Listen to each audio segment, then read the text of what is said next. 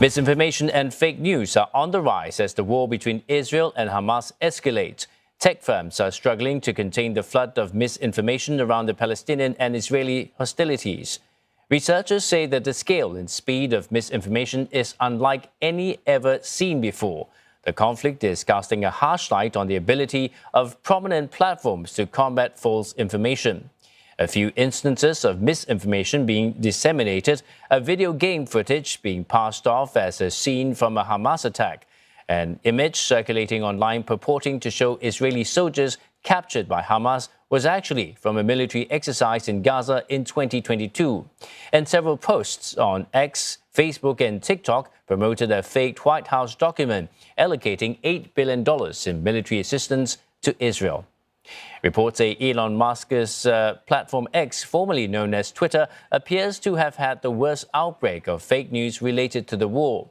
The European Union is urging Mr. Musk to tackle the spread of disinformation. And for more insights, we're joined by Saifuddin Ahmad, live from Singapore. He's an assistant professor at Wee Kim Wee School of Communication and Information at Nanyang Technological University. Good to have you with us, Saifuddin. There is clearly a strong emphasis on the use of fake news and misinformation in this conflict. How much of an impact does this have on the warring sides? Okay, so thanks for inviting me. First, just we need to understand the difference between the use of misinformation and disinformation. Misinformation is simply false information and inaccurate information that slightly deviates from the truth, regardless of the intent to deceive others. Disinformation, on the other hand, is misleading or false information that is deliberately intended to mislead others.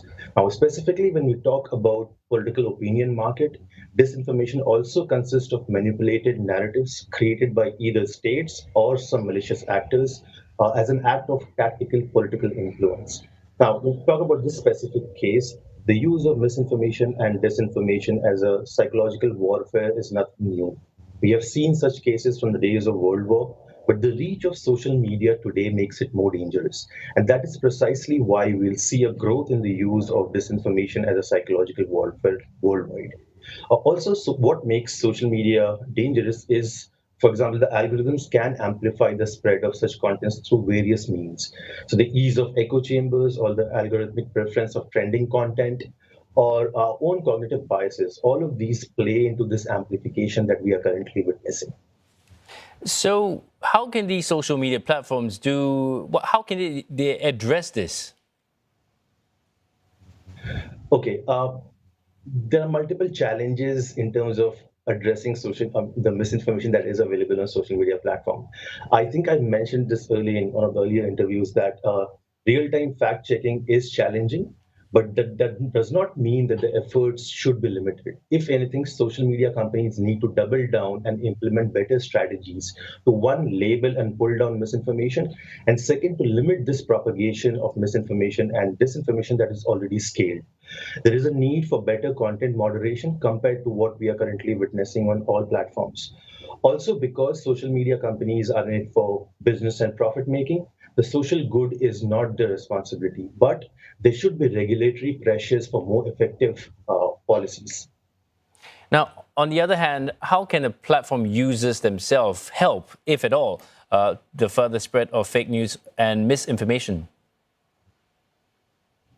Okay, I always say that, and I said this right now, that social media companies and governments should work together to better the information environment. It is of utmost importance that a collaborative effort is required. But you raise the correct point that what can we do as users? And I want to add here that there's an equal onus on us as citizens and social media users. We can take a couple of steps. First, we need to verify the credibility of sources and evaluate the content with a rational mind.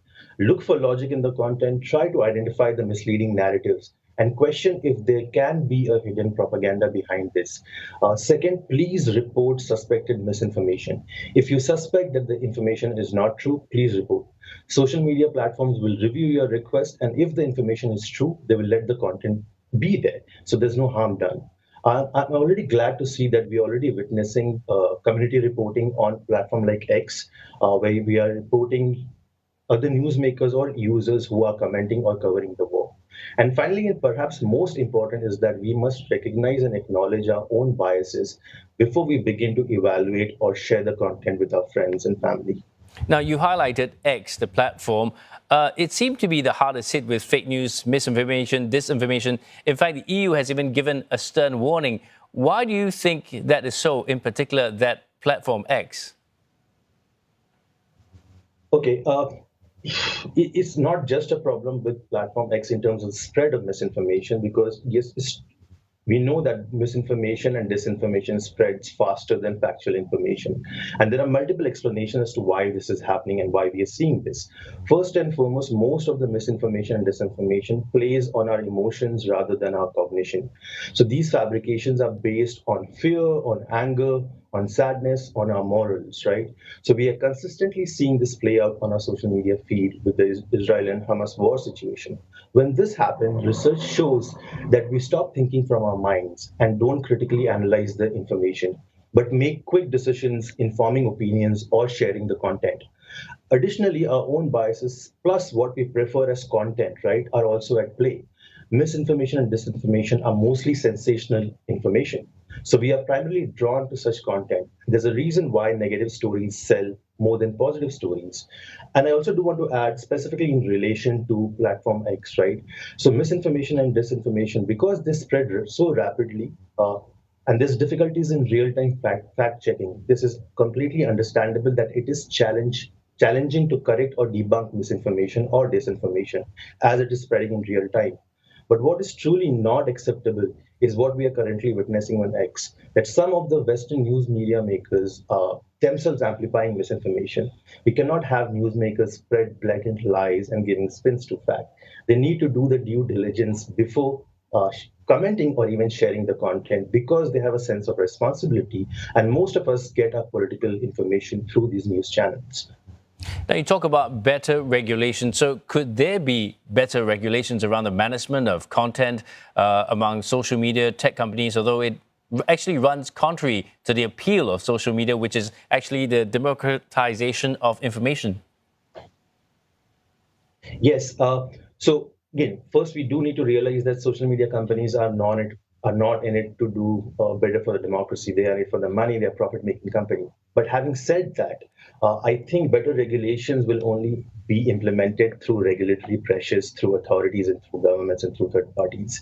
Because by itself, social media companies would only care for those environment and those market where it will hit their business. So I think they may ignore other contexts and not pay much attention to it because it doesn't matter. So I think more regulatory pressures are required. Many thanks for that, Saifuddin. That's Saifuddin Ahmad speaking to us live from Singapore.